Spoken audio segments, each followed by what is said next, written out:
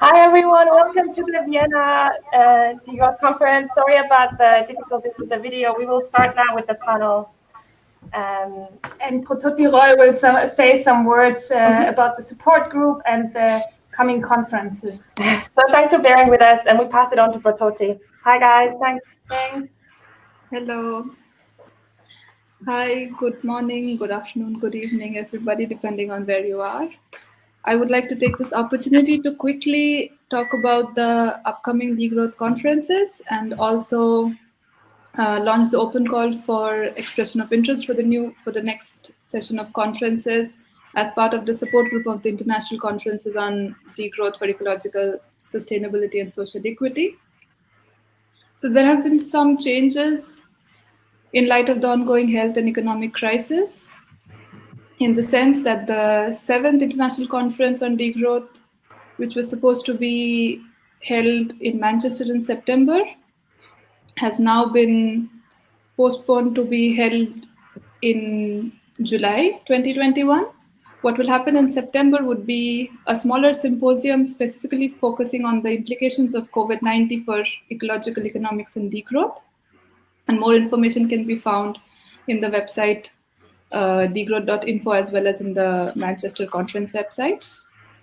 And the joint international conference with ecological economics, which was announced earlier as the 7th Degrowth International Conference and the 16th International Society for Ecological Economics Conference, with a clear thematic focus on ecological economics, will be held in Manchester in 2021. The 8th International Conference on Degrowth for Ecological Sustainability and Social Equity will be hosted by a range of diverse degrowth actors from the Netherlands, with a broad thematic focus aiming to expand the frontiers of degrowth research and activism in The Hague in Netherlands from August 24th to 28th, 2021. Just before this conference, there would also be a pre-conference international meeting of the degrowth movement, in its second edition, the first edition of which was held in Christiania in 2018 prior to the Malmo conference. Along with this, I also take the opportunity to officially launch the open call for expression of interest from parties who wish to organize the next conference after 2021. And this expression of interest is not just for hosting the 9th International Conference, which is forcibly to be held in 2022, but we're also open to different formats and proposals, such as hosting a national or regional conference or an international thematic conference with specific focus, say, on refugees and degrowth, or feminism and degrowth, or decoloniality and degrowth. So if you're interested, please send us an expression of interest with a maximum of 2 pages of tentative proposal by 31st of August 2022.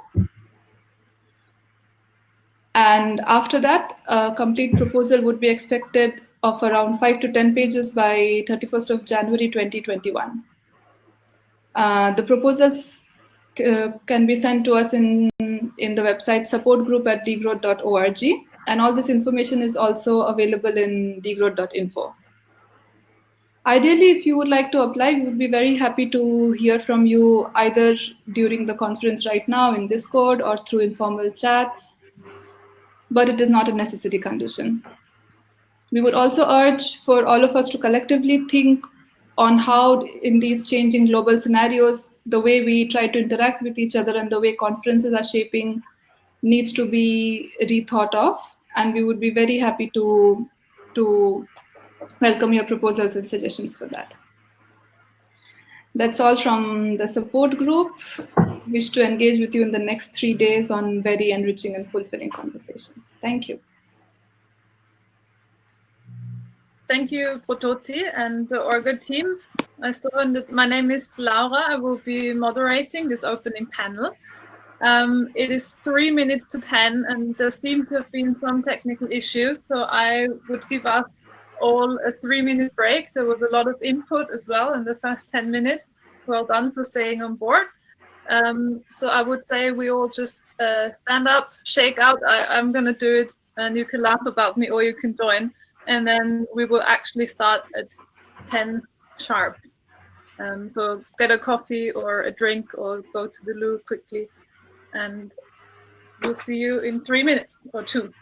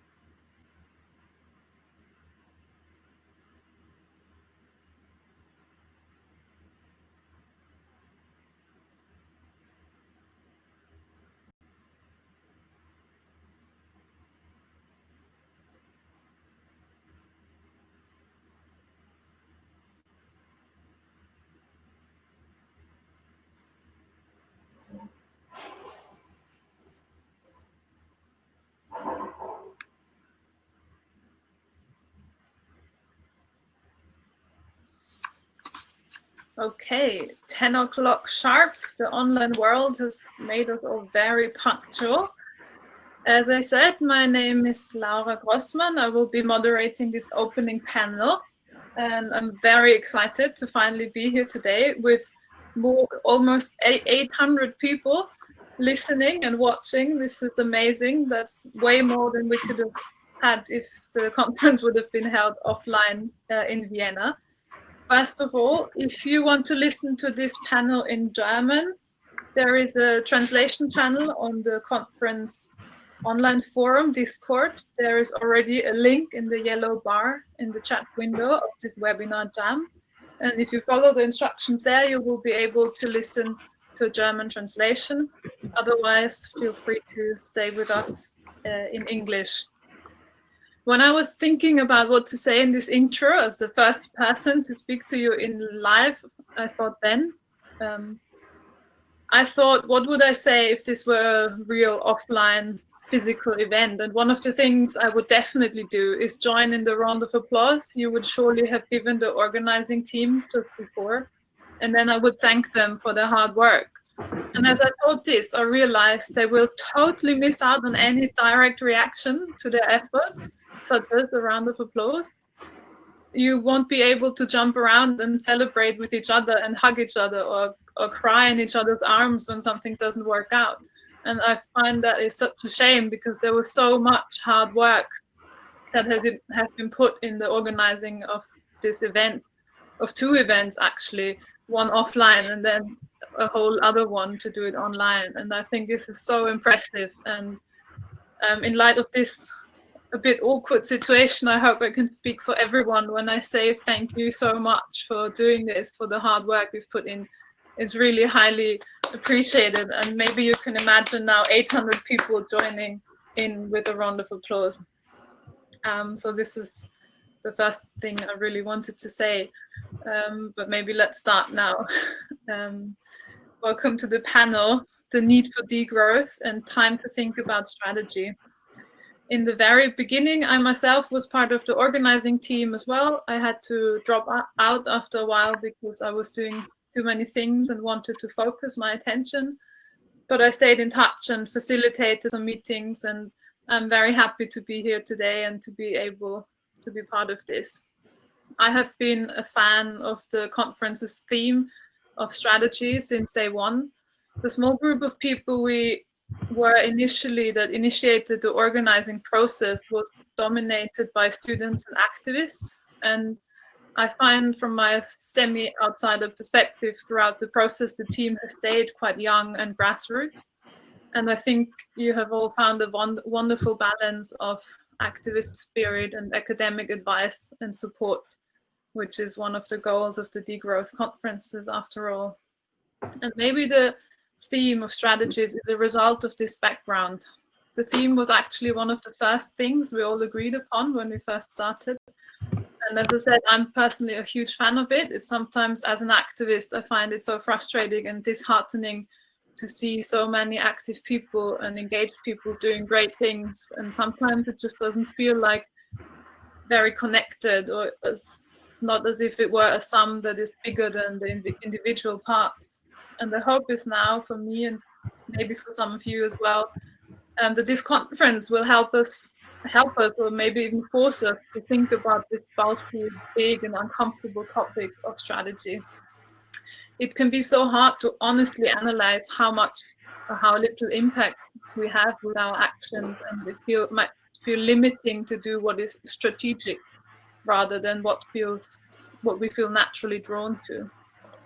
And as strategy is a big word that means different things for different people, I prepared 3 very short slides with some proposed working definitions for today, so we have a fairly similar understanding of it for this discussion. So dear tech support, maybe you can show us the first slide, because I would like to introduce 3 layers of the strategy debate to help us navigate through today and maybe the next days. Can we have the slides? As we wait, maybe you can see it already. I can't, but that's okay. I'm going to continue talking anyways. There we go. Thank you. So the 3 layers I like to work with is the first, what some people call theory of change. I know some people call, there we go, theory of change. What I define as theory of change is a way we believe how change is brought about very broadly and generally, such as culture, arts and culture, legal activism, generating knowledge, research, direct action, so ways that we can employ to bring about change. This is what I call theory of change today. The next layer would be something like a campaign, a choreography of different actions that are combined, or that combine different theories of change and that are coordinated and usually have a beginning and an end and a clear goal. And when we do this, we heavily rely on cooperation between different actors. And the third and most basic level, so to speak, lowest level, are the individual actions that we take, such as publishing a paper or organizing a demonstration or hosting a conference. So just to give a very quick run through to these 3 layers, and I think you can take them off now. Thank you. I'm sure that all our panelists and listeners also, and debaters in the next day, are very, very eager to discuss the latest actions and have heated debates about degrowth as a concept or the vision we're working towards. But I will be here today to have an annoying task and force our 4 panelists to talk about strategies that lie behind what they are saying. So be warned, my favorite questions today will be how and why, because I want to get to the gist of the strategy. All right, that was enough from my side. A few technical points, 3 technical points actually, before we really start. For many of us, this will be the first experience with webinar jam. So first, to avoid distractions and interruptions, the chat is now, I think, only administrators can see what you write in the chat. So the chat will be used for Q&A. If you have a question to the panel, feel free to type it in the chat window and mark it as question. And then Suni, my assistant today, will help me cluster them and I can read them out to the panel. Secondly, of course, if you want to engage with the topic and interact with each other, there is a channel on Discord, on the Discord forum. There is a link in the yellow bar now. And also after the panel, you will be redirected to there, and also the panelists will join the discussion. And thirdly, the panelists and also the harvesting team of the conference have prepared some questions to you. So every once in a while, there will be a poll that will appear on your screen with very short questions. And we would love to get some responses to them immediately so we can also react to them. The first question, for example, will be shown very soon. And it is a very simple question to get a gist of where you're all coming from or where you're all based. Where is your work based? Tech support, please insert the poll. Yes, and that's all for me from now. I can stop talking now. We will first hear an introduction statement by each of our panelists, and then we have asked 2 of them to give a short introduction to degrowth overall. Since we don't know how familiar you all are with the debate, we wanted to be sure everyone's on the same page for the next few days. After the overview, we will start a debate about the role of strategy. I have some questions prepared, but as I said, please also write some questions in the chat and I will forward them. Okay, now finally, without further ado, let's start. Please, Susan, do you want to start introducing yourself? Tell us who you are, what you do, and why you're here today.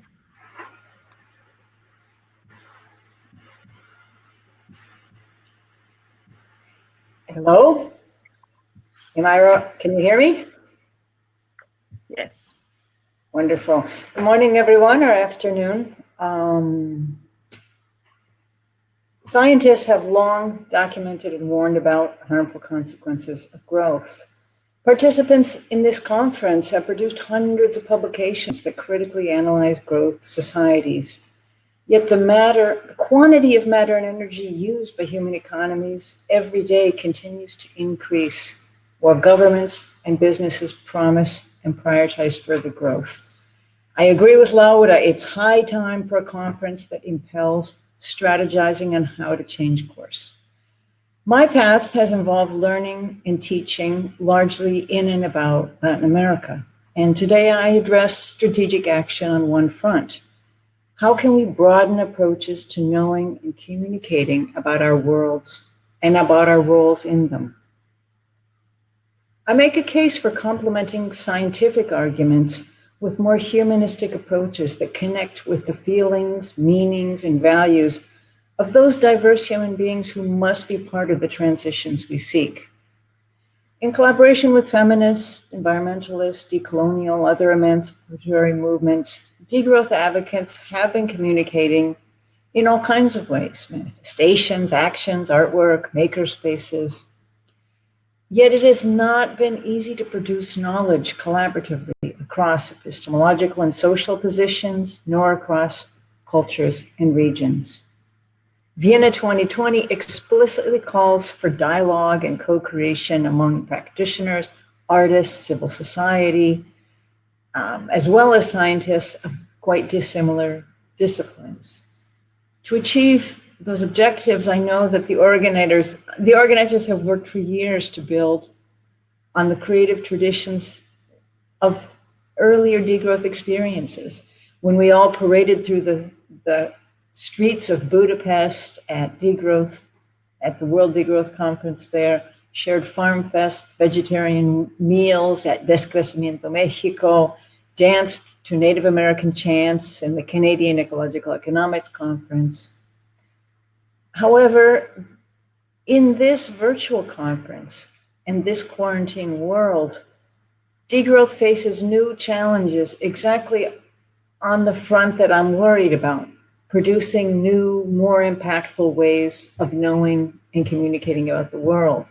How can we seek and share holistic understandings and viscerally felt meanings in this context?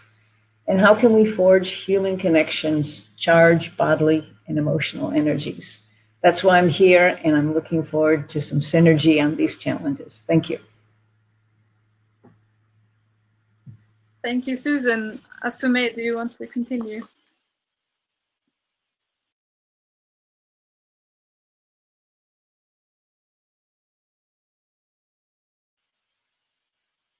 Seems like we can't hear you. Okay, sorry, I forgot to unmute my microphone. My name is Asume Osuoka. I'm a Nigerian researcher and social and environmental justice organizer. I am the founder of the organization Social Action International. The work that I do, in research and advocacy, informed by my own personal experiences of the changes in Nigeria and in the other countries in the West Africa and Central African region, which share similar experiences, even though we might have to stress that, talking about Africa is not a country. There's a lot of diversities even in that continent. I grew up in small towns and villages, and I have the privilege of observing the community at its best, during my youth. Since the 1980s, I observed the regression of society and the almost total dismantling of the community. And I have participated in community struggles against the alliance of states and transnational oil and gas companies. I have lived through the tyranny of military rule and have participated in struggles for democracy. I have experienced the disappointments of the defeats as democracy is subverted by the national elite with the support of the so-called international community, which means basically Western Europe and the United States. Together, they have promoted the charade of periodic elections that are rigged in favor of maintaining the status quo. And the status quo is a regime of continued and uncontrolled extraction of petroleum and other minerals from Nigeria and other countries of Africa. Let us be very clear, there is economic growth. In Nigeria, there is an expansion of the economy beyond the extractive sector. For example, the telecommunication sector is contributing to growth, and there are many, emerging billionaires and millionaires that are part of the national elite with stake in maintaining that economic model. However, we have to understand, as we do, that the growth paradigm is designed to facilitate the plunder of nature and the crude exploitation of people. My own personal encounter with economic growth was originally as an inhabitant of one of Europe's commodity frontiers, that is the Niger Delta, experiencing and living, seeing the ravages of extraction, the pollution, the loss of livelihoods, the impoverishment, the human rights abuses during military dictatorship and after, the looting of the treasury by politicians, what you call corruption, and the general distortion of the community via imperialistic state control. Let us, when we talk about imperialism in the context of Africa, you may say, what am I talking about? This is something that happened in the past, but no, it's not in the past. We are living with that reality as we speak. If many did not know that even this month of May 2020, that African countries, that are former French colonies, are still grappling with how to delink their economies from the control of France. So today, even as we speak, that France is still involved, is discussing, how to release or to relax their control over, currencies that are used in Africa. So that is kind of reality that we deal with today. We also see the emergence of China, the new driver of global economic growth, which is emerging as one of the new colonial powers in Africa.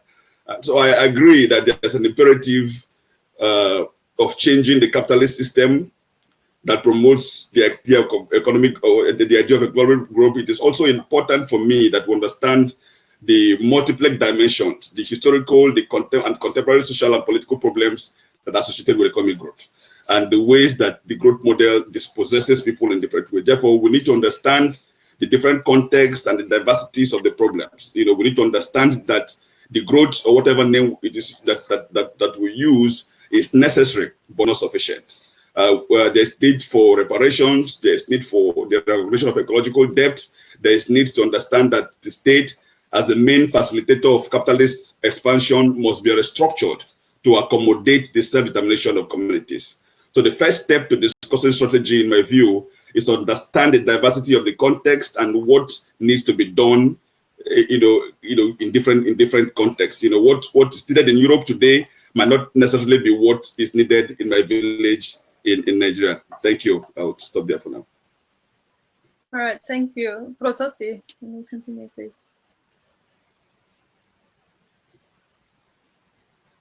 You are muted as well. Okay. Hi, my name is Brototi, and it gives me immense pleasure to be here today to talk in this panel with all these wonderful panelists. A really big hand to the organizers for doing this double work of first thinking of a conference in itself and then totally overhauling it into becoming an online conference. I am a PhD student at the Institute of Environmental Science and Technology at the Autonomous University of Barcelona, and I'm part of a research team which works on environmental justice movements around the world. And it is an online platform called the Environmental Justice Atlas, which was created on activist academic collaboration to visualize resistances against extractivist and development projects and to document the mobilizations against injustices which are caused by this economic model based on growth and development.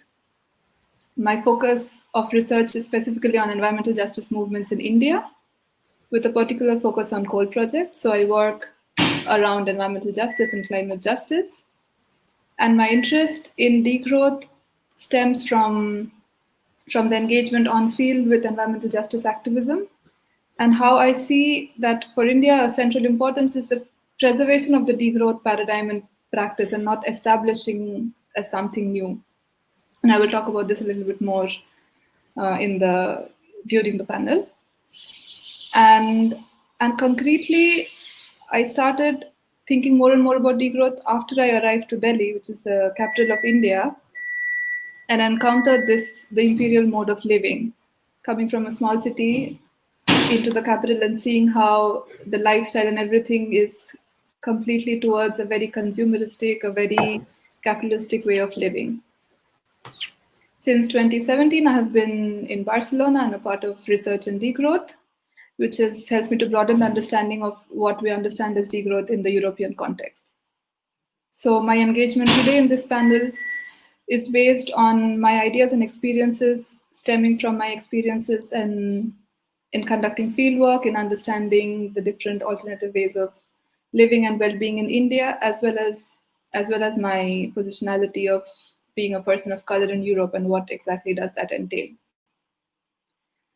My motivation to speak today also stems from the fact that the post-pandemic world is going to be one of extreme economic, social, and ecological distress. We are already seeing at this moment how in a lot of contexts, big infrastructure projects are being pushed forward. And in the coming days and weeks and months, the environment development debate is going to be very, very, very, very strong and coming back with a vigor. And this is a very crucial time to talk about strategies and to have concrete proposals on how to reimagine well-being and how to reimagine a better life. Just to give a very small example, just last week in India, the government announced an investment of 50,000 crore rupees, which is around 600 million euros, to develop the coal sector. And this is not, we are seeing a deregulation of environmental laws. We are seeing more and more inequality in the ways in which migrant workers and marginalized communities are facing in different parts of the world. And hence, I hope in these coming days in the conference, we are able to talk more and try to have concrete solutions looking at context-specific and different ways of engaging with other movements and organizations. Thank you. Thank you. And finally, Uli. Yes, also from my side, good morning, good afternoon, good evening, and good night. Suzanne and Asume are in Canada and the United States. We see that it's still dark. It's a very thrilling moment, and I'm happy that we start, but I also feel a bit ambiguous because not only I hope that technically everything will work, but also I wished to be in a room with you, with 800, 1,000 people, to have a sentiment of commonality, to give a storm of applause to the organizers, as Laura already said. But also we have to acknowledge that this enables something in a moment of crisis, but it enables that we have new practices of these online conferences and that we save a lot of flights, a lot of costs. And in this ambiguity, I hope that the conference will go very well and that we can really talk about strategies. My name is Ulrich Brandt. I work at the University of Vienna, Political Science Department, on the crisis of neoliberal globalization, international resource politics, social ecological transformation, Latin America, and the concept Brototi already mentioned, the imperial mode of living. And I am active, or was active in the 1990s in the Zapatista solidarity movement, which started in also in 94 with the start of the upheaval. And there I understood that it's always the need not to only think internationally, but internationalistically. And this is really a challenge in a world which is globalized, but still organized very much at the level of nation states or at the European level. So what is a solidarity at eye level? I learned since this, and what does it mean to overcome old paternalisms from leftist progressive forces from the global north? The second is, what I learned since then is that ecological problems and the crisis or crises are heavily linked to questions of injustice. I don't have to elaborate this because Asume and Brototi already gave us good examples on that, and Susan as well with Latin America. I am a member of a global working group, Beyond Development. Asume is also part of it. We are kind of 40 people. Yesterday or 2 days ago, our website went online. It's just called Beyond Development, in one word, .net. Have a look. It's a wonderful group. And the other experiences that I work in a Latin American group, working group since 2011, Alternatives to Development, also a fantastic group.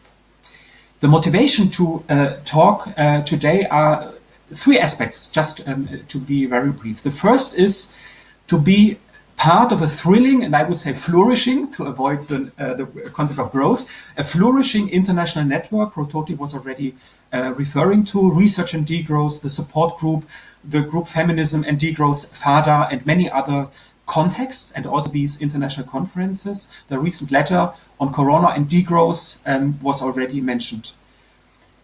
On the why question, Laura was asking and will ask us during this panel, and hopefully will ask us during the conference, it's quite obvious the world is in trouble, ecologically, politically, economically, and socially. We have a crisis of civilization, as Edgardo Lander and many others say, a multiple crisis. It's not the COVID-19 crisis. It was not the economic crisis.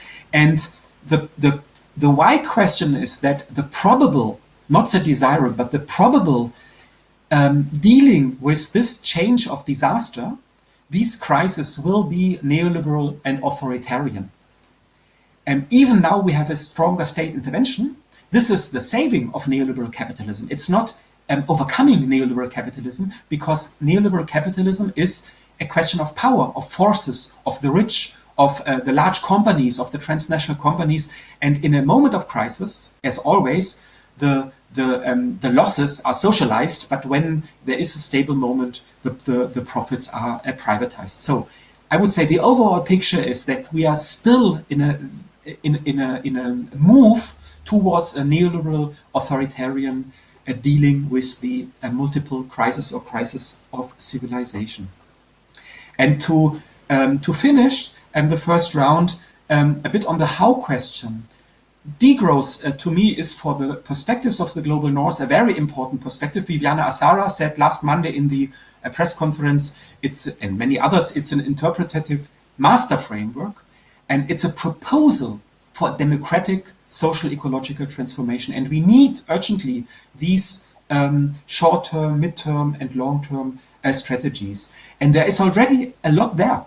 We should acknowledge this, and we will discuss it also during the next days. And as Laura said in the introduction, the tone or the motivation why we have this conference, I will come back to this in my next intervention, is the purposeful action, that we have an aim, that we have concrete strategies without denying contingencies. This is always the challenge. The 2008 crisis was a kind of contingency, even many foresaw it, but also COVID-19. So, but also the protests of 2011, the protests of 2019 were kinds of contingencies, and then to kind of translate them, articulate them with broader strategies, this is the challenge. Thank you so much. All right, thank you everyone for those introductions.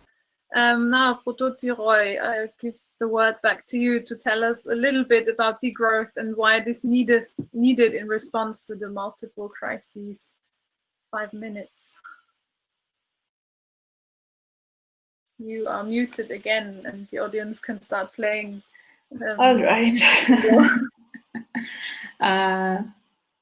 So yeah, I will quickly speak in 5 minutes or less to make sure that we're all on the same page of the understanding of where degrowth is come from, taking a stock of the literature and where is it placed right now.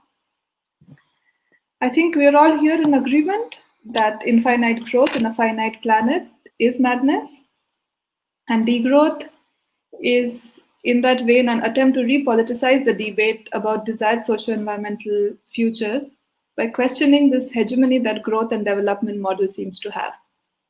It is an example of an activist latience, which is over the years been consolidated into a concept within the academic literature. It is an emerging perspective which overlaps with radical activism for systemic change, such as anti-globalization, climate justice activism, commons and transition town movements, basic income, Buen Vivir and radical ecological Swaraj, and many such different streams. To give a little bit of history, it started as an activist movement in the south of France, in Lyon, in the early 2000s, using the term décroissant. The English term officially was introduced first in the Degrowth conference in Paris in 2008, which can also be seen as the birth of degrowth as an international research area. Since then, we have seen multiple articles, special issues, books, theses, press conferences and conferences, meetings, discussion, activist-based work around degrowth. What degrowth basically proposes is an alternative which is the radical democratic reorganization of the political and economic structures of industrialized society with a focus on drastically reducing resources and energy throughput while furthering a good life for all. All these proposals of degrowth are rooted in the conviction that a good life for all without exceeding ecological threshold is required by placing people and planet over profit. And this can only be done if we move away from the growth imperative, which on one hand results in rising inequality and on the other hand destroys marginalized communities and rich biodiversity. But what degrowth is often misunderstood as, and shouldn't be, is that degrowth doesn't call for negative GDP. It calls for a rejection of a policy which is focused on economic growth. But in no way does it imply that the way or the sole aim of growth is to reduce GDP. In fact, it opposes directly the specific narrow-minded understanding that we have of GDP with greater social well-being, with the only way to understand a better way of life without looking at the inequalities and the injustices that it creates. So in that sense, in the degrowth vision, certain fields of economic activity may very well expand as long as the main purpose that we're looking at is breaking the status quo that we have on a focus on growth and development-based models. In this regard, ongoing scholar debates have proved to be increasingly exploring the possibilities, alliances, tensions, as well as contradictions between degrowth and other social, political, and intellectual movements which question capitalism and modernity from the lens of Global South. And here I'm thinking of movements such as the environmental justice movement, post-extractivism, Buen Vivir, as well as the different narratives which are present in the pluriverse, which focuses on alternative cultural, economic, social, political, and ecological visions and practices.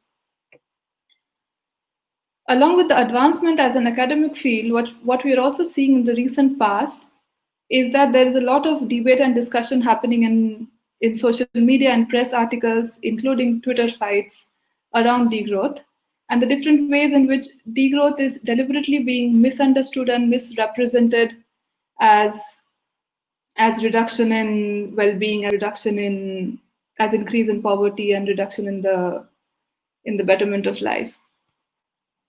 And in a way, the current crisis has allowed for more engagement and discussions around this between various movements and also between different degrowth activists.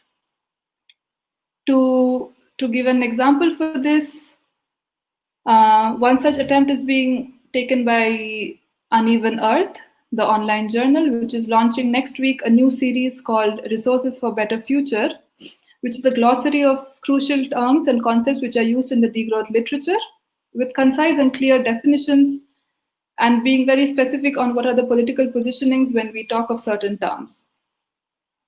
Examples could be sufficiency, neoliberalism, carbon budgets, externalities, which are often used in mainstream media by stripping them of its political content. So what we're seeing in the current crisis is there's a way of exposing the different weaknesses and the different ways in which degrowth can be understood in a better way, and having meaningful conversations and engagements, looking not just at collaborations, but also at the contradictions and how to move forward with it and create meaningful alliances.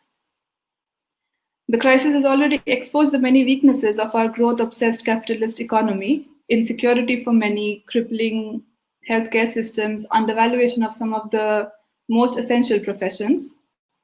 And this system, rooted in exploitation of people and nature, has been considered normal for so long.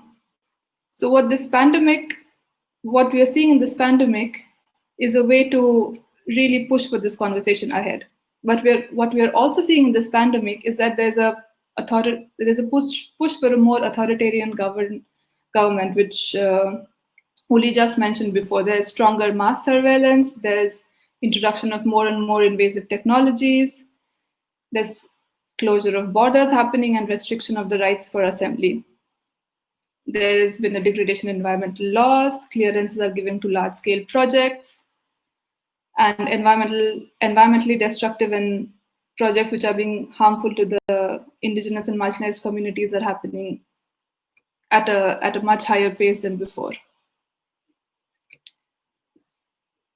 And in this context, while we are strategizing for a degrowth future, what is very important to take in mind is that the different voices and the lived experiences that come from around the world needs to be taken into consideration, because as Asume mentioned before, that degrowth has different context-specific explanations. What it means for the global north is very different from what it means from the global south, and what it means in the urban spaces in the global north and in the rural spaces in the global south are also quite different. So we really have to break it down to understand what is the meaning of a good life and how do we go towards socio-ecological justice and equity by taking into account that there is no injustices, not just in terms of north and south, but also in terms of within communities, taking into account that there is no injustices of race, religion, caste, gender, etc.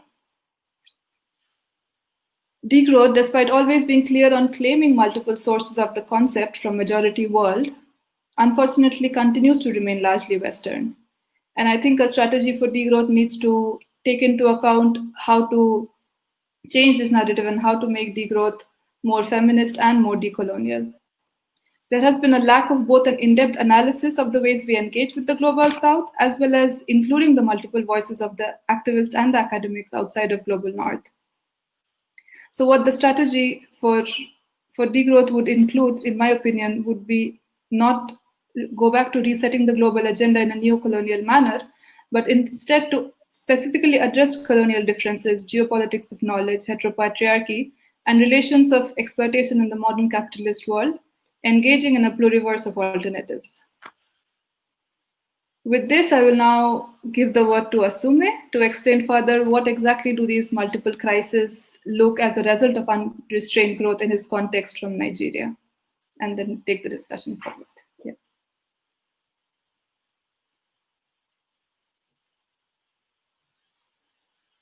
Thank you, Brototi.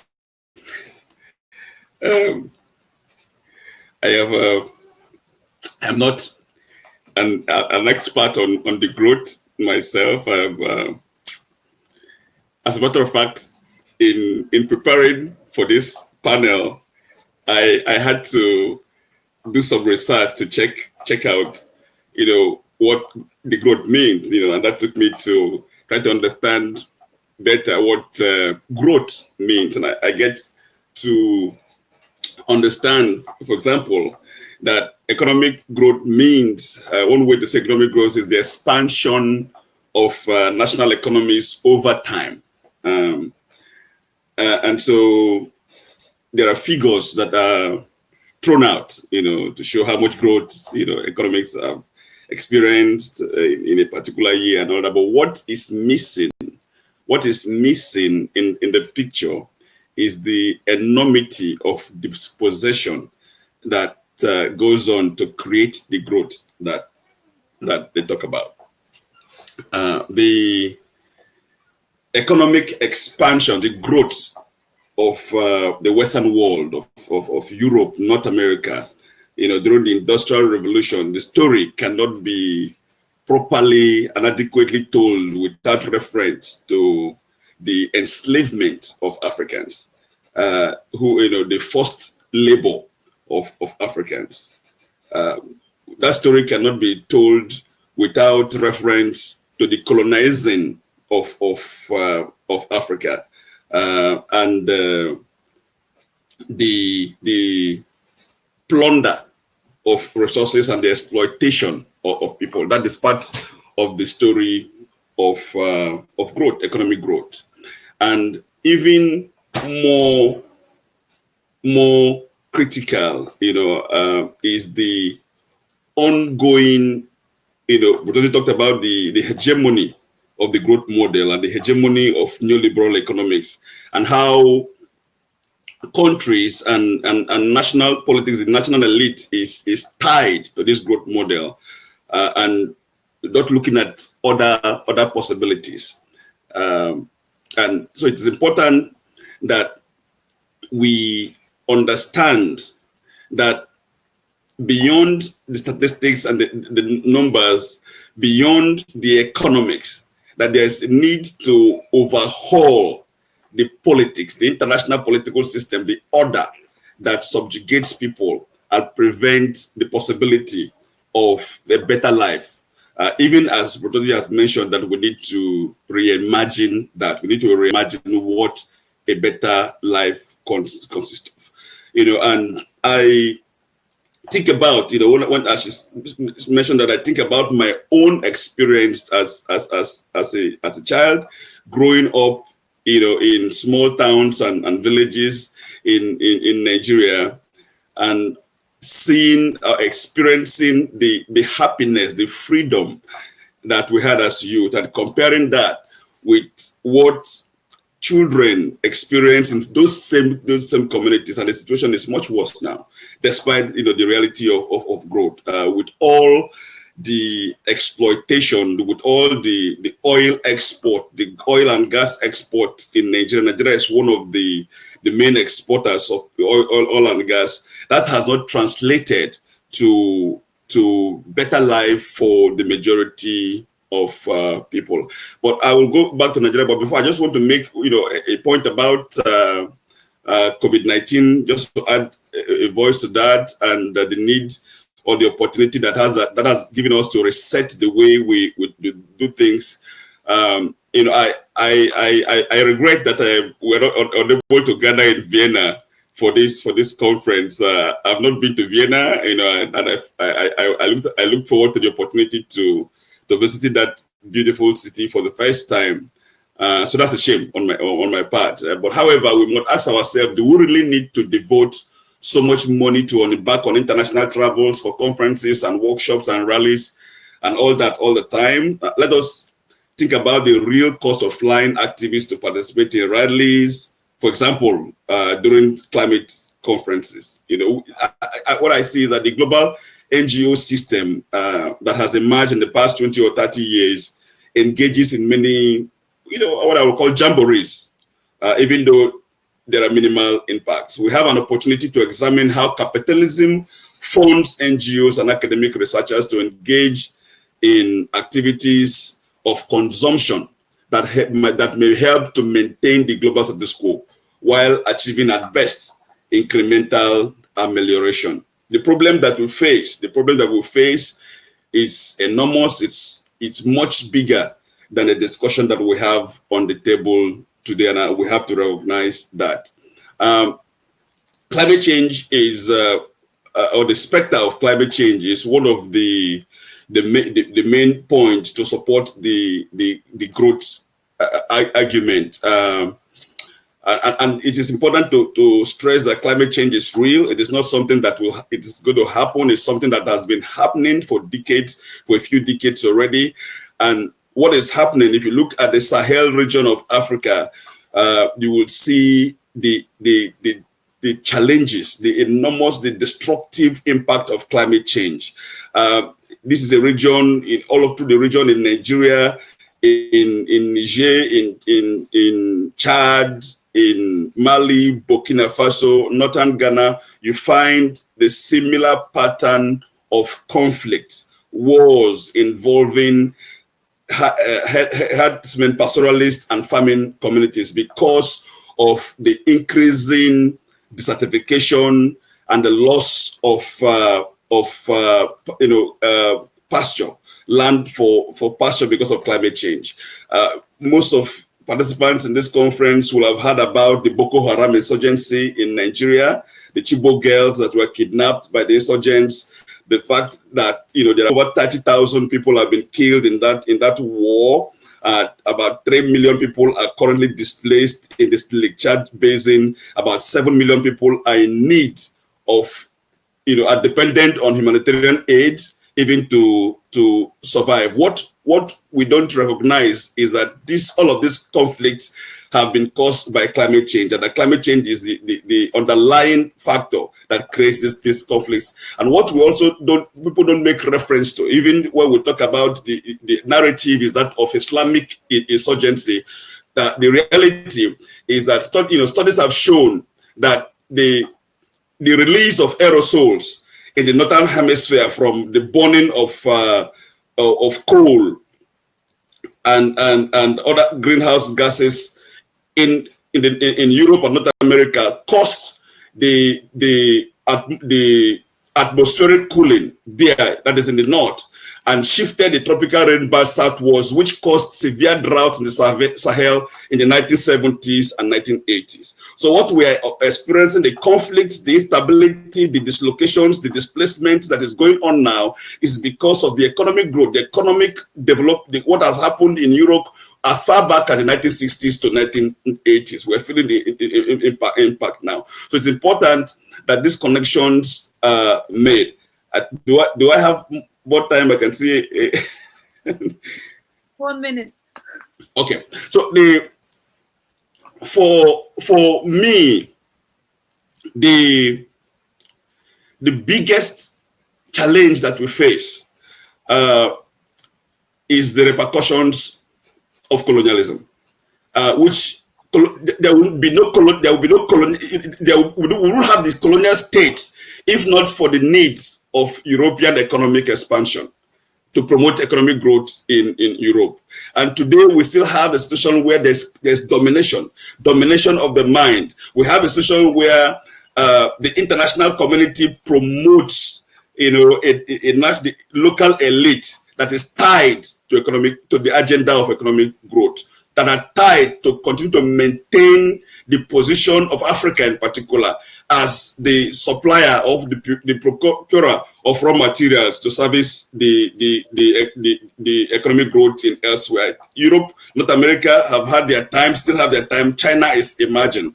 So this is not necessarily about race, but it's a continuing pattern. We're also saying that even the victims of extraction, of global economic expansion are unable to see beyond the so-called promise of economic growth. So we have a major task in our hands to create a new thinking, to create a new understanding, but to also understand the differences in the context and the need to adopt multiple and interconnected strategies for dealing with this problem.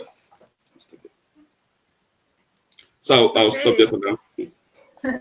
Thank you. While I try to bridge to the next round of questions, technical support, please can you show the audience poll number 2? We've heard a lot now about how degrowth is or could be a strategy for social, ecological, multiple crises we are facing right now. And what I'm trying to shift our focus onto now is what kind of different strategies can we employ to actually reach this goal.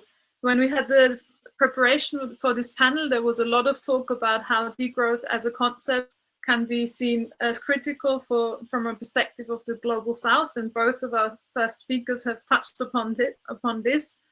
When we did see in the first poll that the vast majority of our listeners are based in Europe or have their work based in Europe, and this conference, although online, was organized in the context of Vienna. So from now on, for the rest of this panel, we will rather focus on degrowth as a concept that is used in organizing and academia in the global north, specifically in Europe and Western Europe. Uli, I would like to ask you for your input now on the question why a focus on strategy is important for the degrowth movement right now. Yes, thank you very much. There is one very concrete reason why we decided to have this focus on strategies here in Vienna, because our impression was a shared impression, of course, with differences in Budapest at the conference, in Malmö, and also in Mexico City, 2016, 2018. Brototi was referring to them. There were very interesting and important academic conferences, presentation of papers, but it was not on strategies. And this was not because the presenters kind of didn't want to do it, but activists or other people were absent. It was kind of the whole organization, the whole participation at the conference was mainly from academics. And this is the reason why this was our take then, these strategic questions were a bit absent. And this is the reason why our preparation process with many societal actors was much broader. It's an attempt. Yeah, we will see on Monday evening how it worked. So I have 4 very brief ideas. It's the opener of the conference, and I hope that also from our opening panel, some ideas will then play a role, of course, in the very concrete debates. The first point is that Georgios Kallis and many others distinguish in the degrowth debate at the strategic side and so-called inside perspective, or a more reformist perspective, and an outside perspective, new spaces, niches, also different experience, desire. And if I understand it right, Joggers and others make a point that in these niches, anti-capitalist or post-capitalist experiences can emerge. But these radical perspectives remain a bit reduced to these niches and outsides. And my point would be, given the current situation of the multiple crisis, the crisis of civilization, we also need to develop strategies, radical strategies, for society, with society, and beyond the niche. The niches remain important, but how does it mean at the societal level? And I want to pose one question. Barbara Muraka, one of the main thinkers of degrowth, is posing all the time the need for a coordination mechanism to secure the rights of the weaker, secure the rights of nature, the distribution among people, the distribution among regions. Asume was referring to Africa, this disastrous relationship between Europe and Africa or African countries, and how to deal with conflicts. Just 1 second, I think you'll be speaking for a little while longer. Your video turned off, and they can only see me now. Maybe you can click it off and on again, and if not, we'll continue with the glitch. But okay, but can you listen to me? Can you hear me? Yes. Okay. It says here that my video will turn again on if there's a connection moment. Okay. I continue, yes? Yes. Okay. So the first question is, I call it the state question, and the state should not be the starting point and not the end point. The starting point is the need for radical change, and the starting point is the experience that already exists. But how then can be coordinated? And what are the overall societal mechanisms to really make sure to give durability to a better society, to a degrowth society, to social ecological transformation? What does it mean for alliances with trade unions and others? The second thought is that I'm a bit blunt because it's an opening panel. In many contributions, the current change by disaster, financial crisis, economic crisis, extractivism, and so on, and now COVID-19, is complement, or the strategic answer of degrowth is a change by design. A planned process, some say, François Schneider, a smooth process of a transition towards a degrowth society. And I'm not sure, because Asume was already also referring to, there are conflicts, and the conflicts usually come from above, because the powerful forces defend their roles, defend their interests, defend their positions. So the second question would be, how can we consider ruptures, more radical changes strategically, but then, as I said in the first round, how to bring together planned strategies, midterm, short-term, midterm, long-term, but also these sudden temporal shifts. We cannot foresee them. We couldn't foresee half a year ago COVID-19, but what does it mean, or what could be answers, democratic answers, not authoritarian answers? So I combine this. Where are ruptures, and where comes the radicality, a strategic radicality does come from when we consider the need for ruptures and the need for the existence of sudden changes. The third thought is that with good reasons, I learned this in the last years, and also in the Fridays for Future moment, we have kind of now a replication of this debates that post-capitalist or anti-capitalist perspectives, as I said with Joggers at the beginning, are usually reduced to the niches. And even many activists are not so sure. In the Fridays for Future movement, there is a strong fraction in favor of a green capitalism, because they say we don't have time, we need to act now, and then we have to ally with companies and so on. So the third point would be post-capitalism, anti-capitalism is not just to change the whole system, because this usually disables us, it makes us weak, but to look where concrete initiatives today already exist in the housing sector, in the public sector, in the food sector, and elsewhere, where already the principle of profit and the power of capital is kind of weakened, at least, or very strongly embedded. Yeah, the public sector can be an alternative to private capital and to capitalism. So in this sense, I would insist that the degrowth debate, the degrowth perspective, has a strength in imaginaries in the everyday. There's already a lot there, but how can we broaden this, and what would be a strategy for a democratic and social ecological post-capitalism? There are some currents, or many currents, that say post-capitalism is just about ownership and property. It's just about to overcome the ruling classes. We know from the degrowth perspective and debates, no, it's much broader. It's much more complex. But so, the third question could be concerned to strategies. What would it mean to starting from concrete conflicts today, starting from concrete experiences today, how to reject the takeover of capital? Let's take the example of renewable energy. Renewable energy can be further developed, further flourishing under the profit logic of capital, or in a decentralized public mode. This would be kind of, to me, the entry point to a post-capitalist perspective. Again, not as a totalizing systemic perspective. At the end, it must be systemic, it must be coordinated, but to start with the very concrete experiences. And my last point, my fourth question, is a question of the current situation, not the COVID-19. We will come back to this, but the current situation, and I refer a bit to Europe, but maybe we can also discuss the other experiences.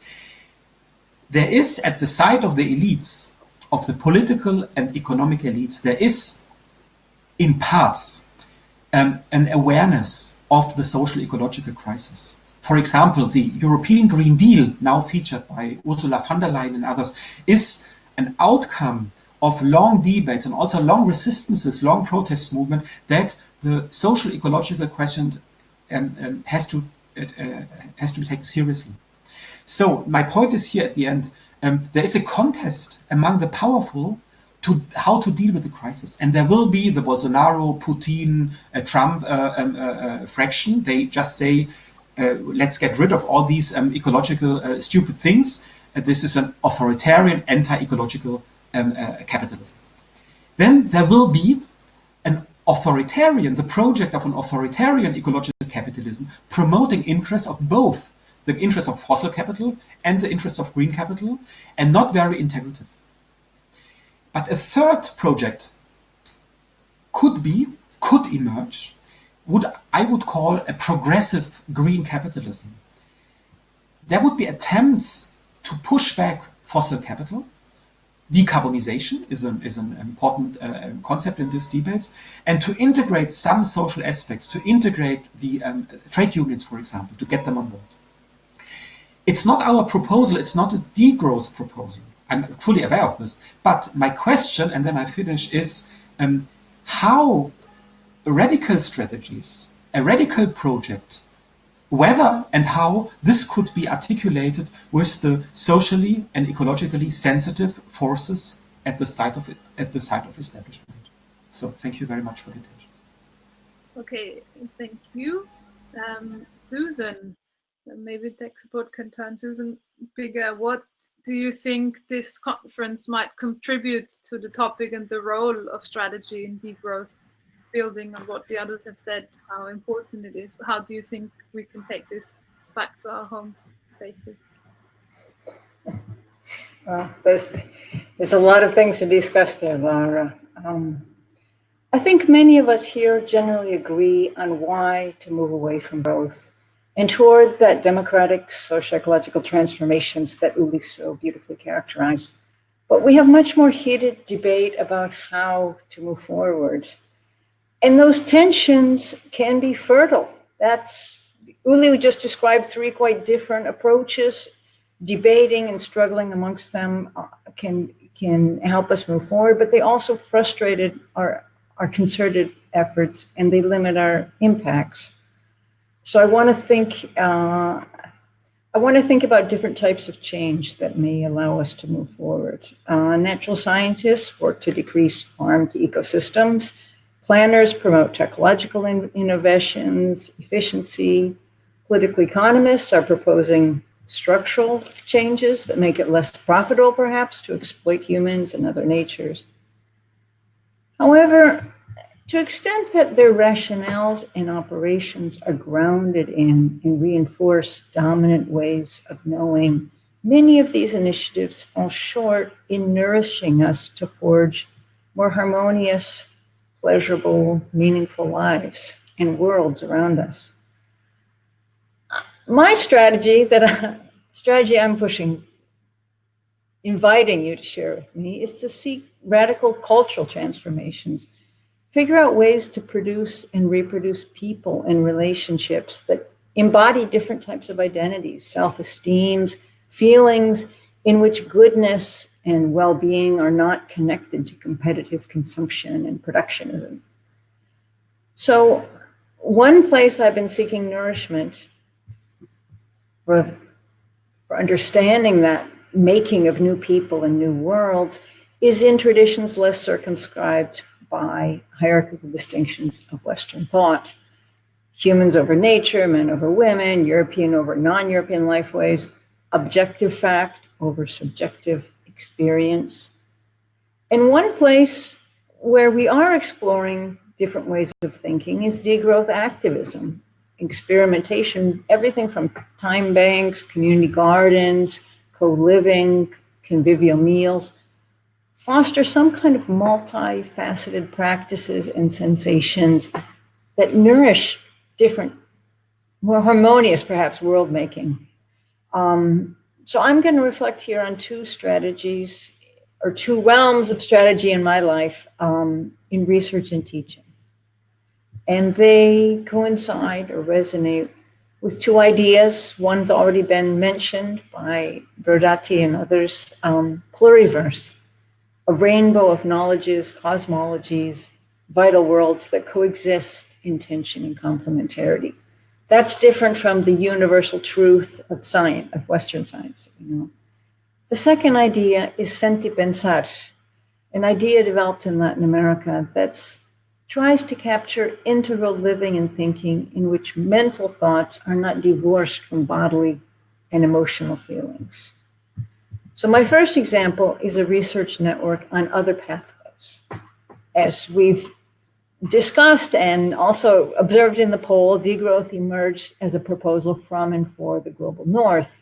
But other groups and communities all over are defending longstanding traditions and also forging new futures not driven towards production and consumption expanding. About half a dozen years ago, a network of researchers from really wide-ranging cultural, linguistic, backgrounds began to come together around two questions. What can we learn from diverse pathways around the world in order to broaden horizons for degrowth? And how can we limit the imposition of our own assumptions and discourses in that learning process?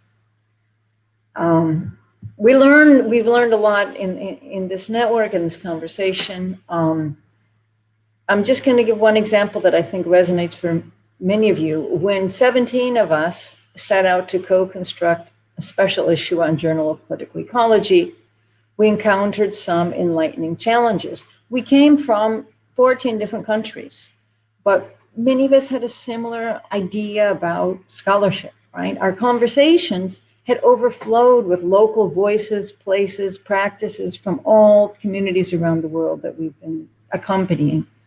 Yet the task of scholarly writing provoked many of us to foreground quotes from prominent theorists, analyses of abstract institutions. We got lost and started writing about capitalism and patriarchy in modern science, and kind of really had to work together to revisit our commitments and revalue our research so we could focus on the empirical, what we and what our interlocutors see, hear, smell, taste in the cases studied.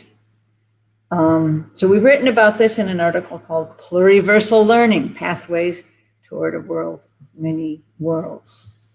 The last example I want to share is about the classroom, a radically political space.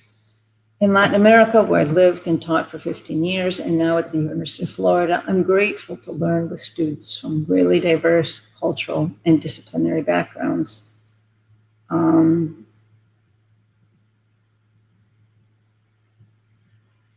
I lost where I am here.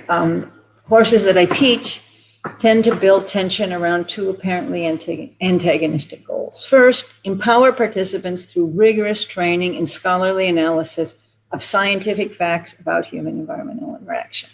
So we're reading Ecological Economics, Journal of Cleaner Production, etc. The second goal is to motivate participants to question dominant knowledge and power and to seek radically new ways to pursue healthier worlds. It's a flammable mix. Ways to support that challenging journey.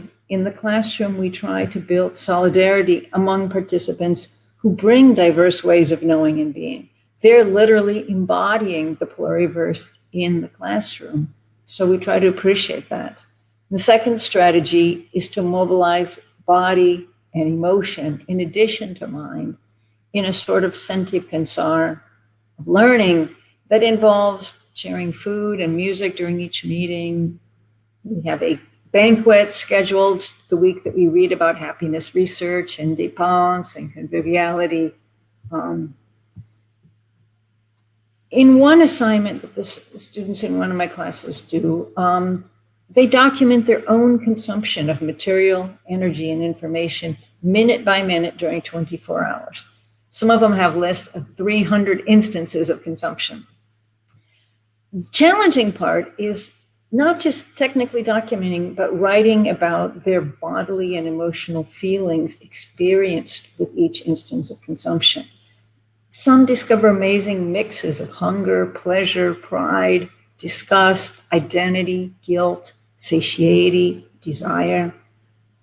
One lovely example is a French student who observed in her daily shower with lavender soap how it evoked nostalgia sensations of home from the fragrance of that lavender.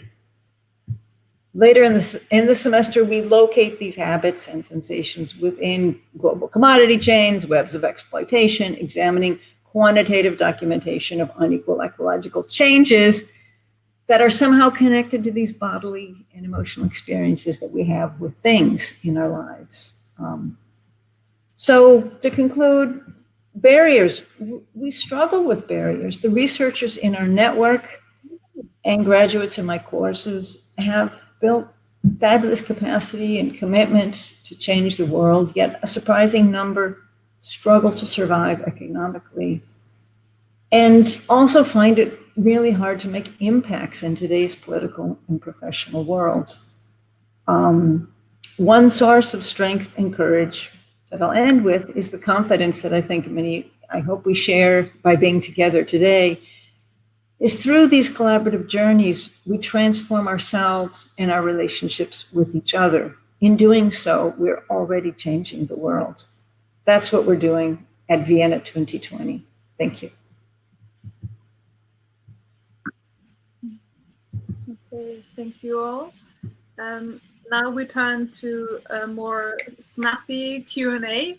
I would like to ask you on the panel to change your mindset from giving an introduction or presentation to short answers, because the time has already progressed quite far. There were a lot of questions about the situation with Corona and about in-depth question about relations to the Global South and global solidarity. These questions will not be very prominent in what I'm going to ask you right now, because there are separate panels, especially on the Corona crisis, on degrowth in the Global South and global solidarity. I have picked a few questions that address very specific strategies right now and would like to ask you on some feedback on them. Uli said, for example, we need to think about how radical positions and moderate social actors can work together. And there was a question from the audience. From a strategic perspective, how should degrowth activists look to work or not with regional and national left-wing political parties, which kind of touches upon the Gretchen question, how, if and how to cooperate with nation states. Do any of you have any first short thoughts on that? The question was directed to Uli, but I think if any of the others have ideas, obviously, feel free. I can start, yes, if you like. Is it okay? Please do. Yeah, I also went through the chat. Thank you very much for the questions. One was in line with what Laura said, the danger of the watering down of the degrowth thing when we are looking for allies, when we are looking for an engagement with this progressive green capitalism, which is, I did not mean affirmatively, yes, but it's maybe a fact. And I don't want to deny anything what, for example, Susan said, that the everyday, these cultural aspect is of utmost importance, but I just wanted to enhance a bit our debate. And I would say no. Because a degrowth perspective, for example, in the current struggle of the bailout of Lufthansa, 10 billion euro, a degrowth perspective would be to say it's not enough that the German government supports Lufthansa and afterwards they can do what they did before. No, a degrowth perspective would be, but this would come in through the Green Party, through a public discourse. No, we need to reduce drastically air transportation. So this would be the degrowth, the social ecological aspect, which is absent in this debate. We tried to do a bit in Austria, but also in Austria it's not very present. Even the Greens are in the government. So the degrowth would not be watering down, but would be insisting in a concrete political conjuncture that we cannot just save the economy, but that we have a chance maybe to introduce social ecological criteria. And also a question was whether the shock doctrine, there could be a shock doctrine for degrowth. I would say no, a shock doctrine is necessarily authoritarian. There can be shock elements. This would be a shock element for a Lufthansa when the German government or the governments would say in Europe, we want to reduce air transportation within the next 10 years by 50% or 70%. This could be, I see your finger, Laura, this could be an answer. And this would be the degrowth aspect. And then it's our strategizing how to get into it. And I would say this has to do with green parties, with NGOs, with public debates and so on. I leave it here.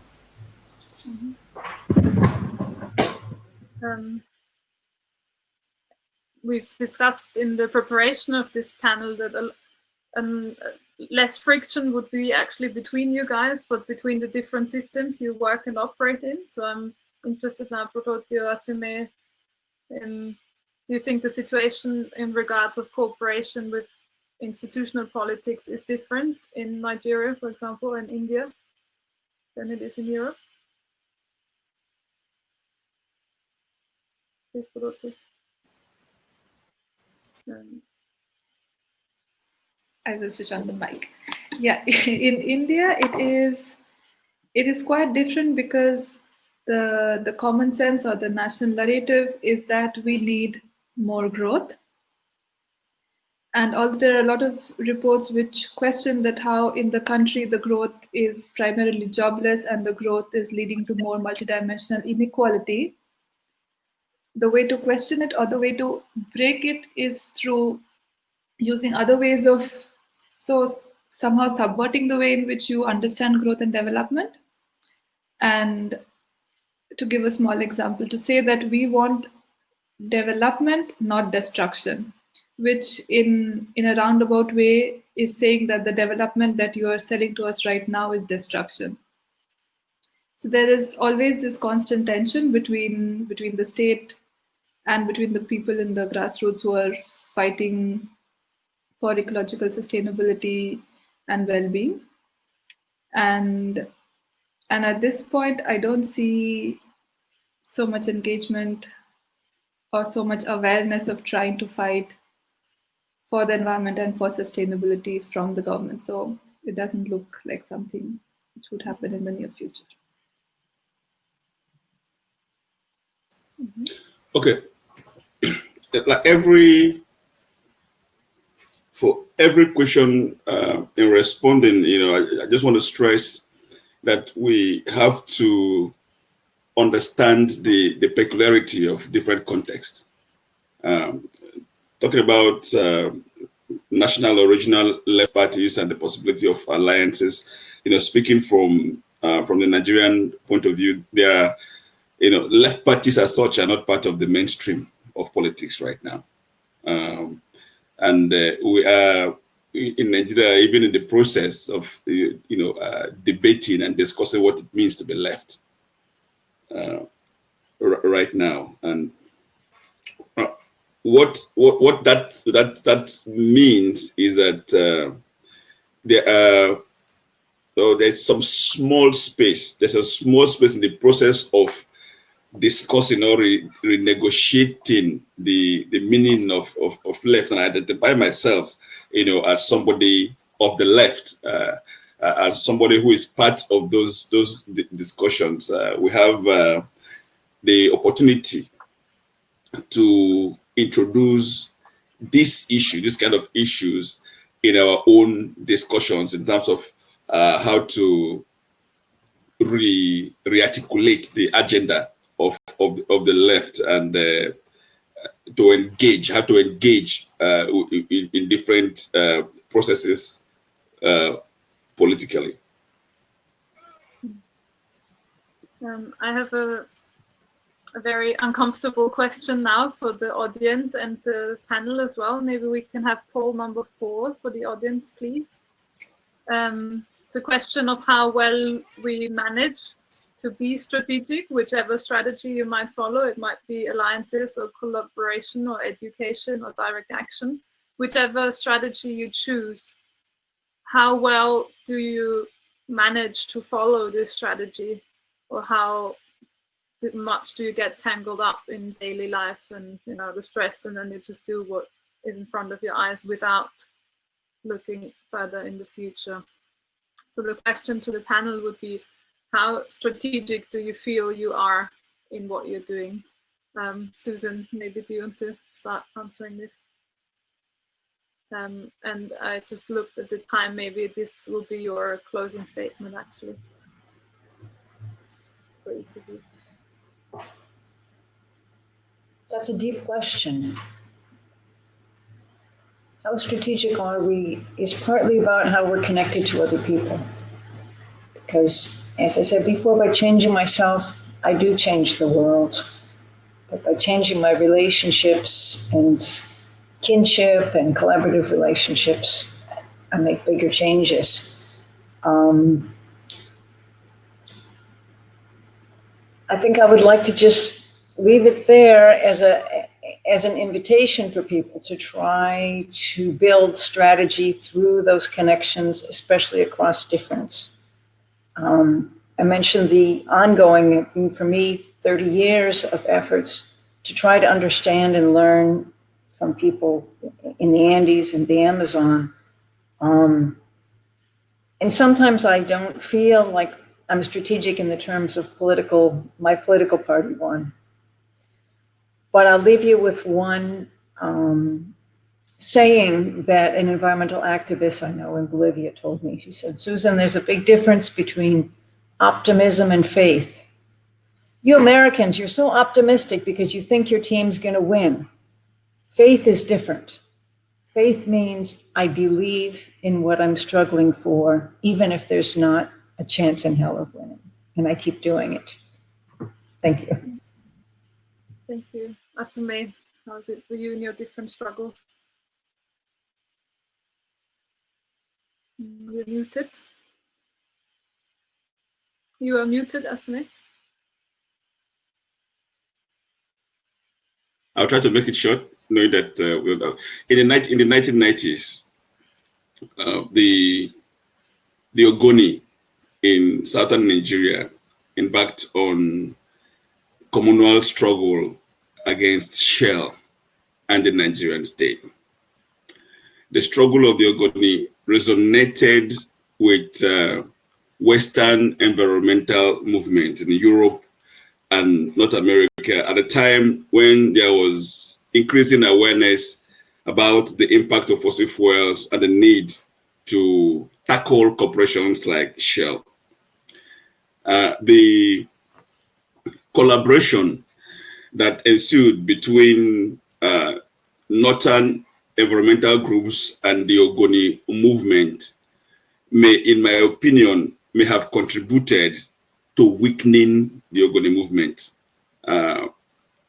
For example, there was no ill intentions on the part of Western environmentalists, but what happened was that there was a capture of agenda and a domination of a Northern view of the crisis, when in actual fact, the Ogoni were making a demand not to Shell, but to the Nigerian state.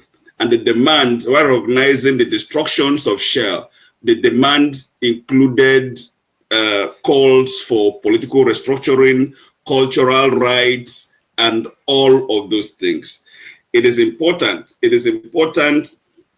that as we remain connected in these discussions, and there's an understanding of the need to promote solidarity, that our principles should recognize the need, the reality of diversities, and it's encouraging to me in particular that this is not something that we had in the 1990s, but now it is possible. It is more prevalent for Northern voices, particularly in Susan Uli recognizing what is happening, the experiences of from Latin America, and drawing inspiration from that. That is good.